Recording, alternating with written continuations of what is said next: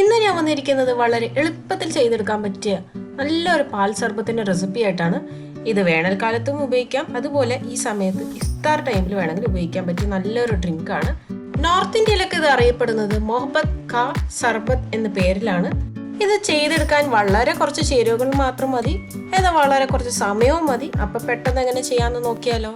ഇത് തയ്യാറാക്കാനായിട്ട് പ്രധാന ജോലി മിക്സിംഗ് മാത്രമേ ഉള്ളൂ. അതിന് വേണ്ടിയിട്ട് ഞാൻ ഒരു ബൗളിലേക്ക് 2 കപ്പ് പാല്, അതായത് കഴിയുന്നതും ഫുൾ ഫാറ്റ് മിൽക്ക് എടുത്ത് അത്രയും നല്ല ടേസ്റ്റ് ആയിരിക്കും. ഇതിൻ്റെ കൂടെ തന്നെ മധുരത്തിന് ആവശ്യമുള്ള പഞ്ചസാരയും കൂടി ചേർക്കാം. ഞാനിവിടെ പൊടിച്ചു വെച്ചിരിക്കുന്ന പഞ്ചസാരയാണ് ചേർക്കുന്നത്. പെട്ടെന്നൊന്ന് മിക്സായി കിട്ടാൻ വേണ്ടിയിട്ടാണ് ഞാൻ ഇതുപോലെ പൊടിച്ച പഞ്ചസാര ചേർക്കുന്നത്. ഇനി ഇതിൻ്റെ കൂടെ തന്നെ നമ്മൾ റൂ അഫ്സയും കൂടി ചേർക്കാം. ഒരു 2 ടേബിൾ സ്പൂൺ റൂ അഫ്സ ചേർക്കാം. റൂ അഫ്സ ഇല്ലെങ്കിൽ സാധാരണ നമ്മുടെ വീട്ടിലുള്ള റോസ് സിറപ്പിൻ്റെ മിക്സായിട്ട് ചേർത്ത് കൊടുത്താൽ മതി. ഇതും കൂടി ചേർത്തതിന് ശേഷം നല്ലപോലെ ഇളക്കുക. പിന്നെ ഒരു കാര്യം, പാല് നല്ല ഫ്രിഡ്ജിൽ വെച്ച് നല്ല തിളപ്പിച്ച പാലാണെങ്കിൽ നല്ല ടേസ്റ്റ് ആയിരിക്കും. അതായത് പാല് നല്ലപോലെ തിളപ്പിച്ചെടുത്തതിന് ശേഷം ഒന്ന് ചൂട് മാറി വരുമ്പോഴേക്കും നമുക്ക് ഫ്രിഡ്ജിലോട്ട് കയറ്റി വെച്ചാൽ മതി.